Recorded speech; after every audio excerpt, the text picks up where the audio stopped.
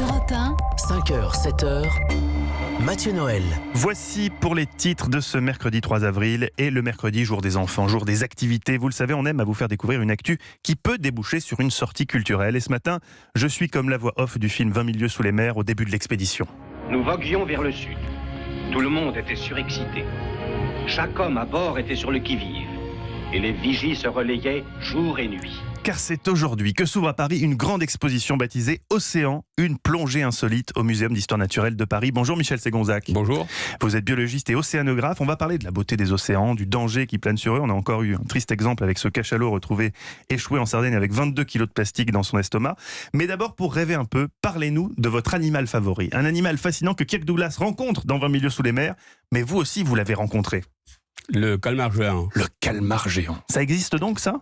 Le calmar géant, oui, ça existe, oui. Mais il a fallu attendre quand même plusieurs siècles avant de se rendre compte de la réalité de cet animal. C'était un mythe. On pensait que c'était un animal mythologique. Depuis le 1er siècle, puisque là, c'est Pline l'Ancien, un naturaliste, écrivain latin, qui a eu des témoignages, qui a recueilli des témoignages de pêcheurs de la côte Gibraltar, et qui a décrivé ce qui ne peut être qu'un calmar géant à l'époque, quoi. Et à partir de là, il y a eu la légende de monstres qui effrayait les populations côtières et les pêcheurs, et qui a duré pendant des siècles. Et alors, dans le film de mon enfance, dans 20 000 lieues sous les mers, le calmar géant, il est aussi grand que le bateau. Enfin, c'est énorme. Et dans la réalité, le calmar géant est-il aussi géant que ça ?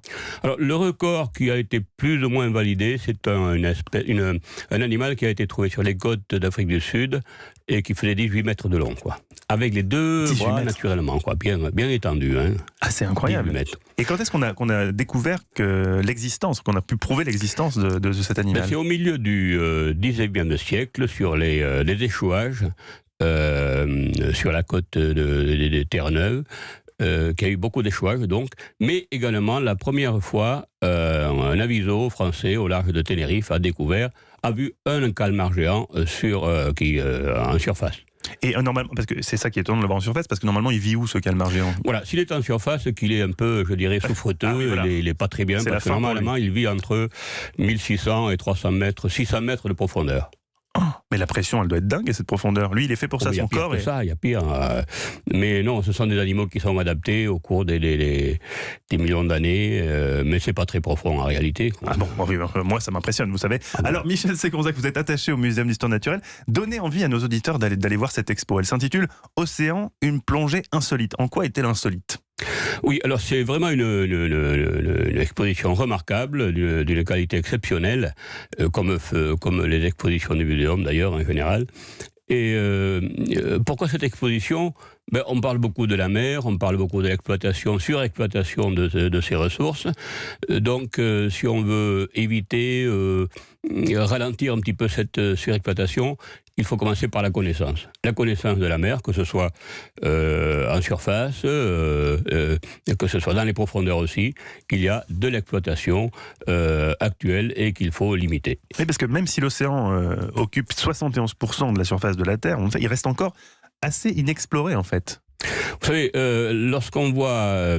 c'est un problème dû à l'eau. L'eau est un élément particulier qui fait 800 fois la densité de l'air, avec comme conséquence que plus on s'enfonce et plus la pression augmente. Et donc, pour l'explorer, il faut c'est aussi compliqué des sous-marins. C'est aussi compliqué en fait d'explorer un fond marin qu'explorer l'espace. Enfin, une étoile lointaine, presque. C'est compliqué d'y aller. C'est compliqué d'y aller, mais non, on peut y arriver, mais c'est la vision. C'est-à-dire qu'on ne peut pas voir un sous-marin, même quand il est clair. Lui, il voit 10 mètres de couloir sur 2-3 kilomètres pour sa plongée. Et si vous voulez, on avait fait un calcul à une époque, en 40 ans d'exploration de 5 sous-marins qui existent actuellement, la superficie explorée représenterait l'agglomération parisienne. Voilà. Alors si vous ramenez ça à la superficie des océans, il y a encore beaucoup de milieux à découvrir. Est-ce que ça veut dire qu'on peut découvrir de nouvelles espèces encore aujourd'hui en 2019 ? Des nouvelles espèces, on en découvre sans aucun doute, oui. Il resterait 2 millions d'espèces à découvrir ? Oui, oui. L'estimation est difficile. Pour le moment, on pense qu'on a décrit 260 000 espèces, tout compris. et qu'il resterait 1 million, c'est estimé à 1 600 000 espèces à découvrir encore. Donc il y a encore beaucoup de travail. Ces espèces qu'on découvre encore aujourd'hui, c'est pas, on va pas découvrir un dinosaure marin qui aurait survécu au fond d'une fosse. On découvre du plancton, des petites, des micro-organismes. C'est ça, voilà. C'est plutôt dans les micro-organismes, du plancton, mais aussi sur le fond, dans les sédiments, et c'est quasiment illimité, quoi. Et pourquoi c'est important de continuer d'explorer les fonds marins? Qu'est-ce que ça nous dit de l'état des... Tout d'abord, c'est la connaissance fondamentale. C'est quand même la moindre des choses de connaître nos colocataires sur cette planète.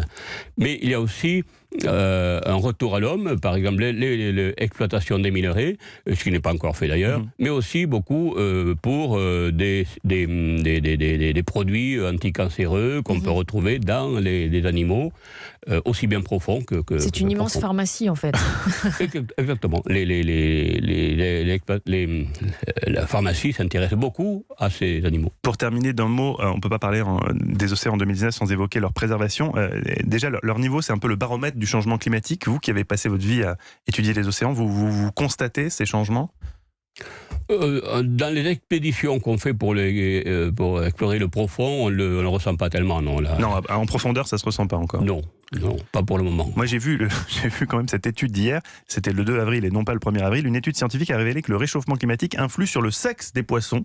Le stress provoqué par la hausse des températures de l'eau a tendance à masculiniser les espèces marines. Vous aviez entendu parler de ça ? J'ai entendu parler de ça. Alors, ce n'est pas, si vous voulez... Le changement de sexe est quelque chose qui existe naturellement chez des crevettes, chez des poissons. Alors, je ne veux pas exagérer dans ce sens-là, mais ces informations sont à prendre avec un peu de recul. Avec des pincettes, d'accord. Merci beaucoup, Michel Segonzac. On rappelle que vous êtes océanographe spécialisé dans les fonds marins. Et on rappelle cette exposition magnifique au Muséum d'Histoire Naturelle. C'est à la Galerie de l'Évolution, je crois, qui commence aujourd'hui. Océan. Allez-y, courez-y, c'est superbe. Merci beaucoup d'avoir été avec nous.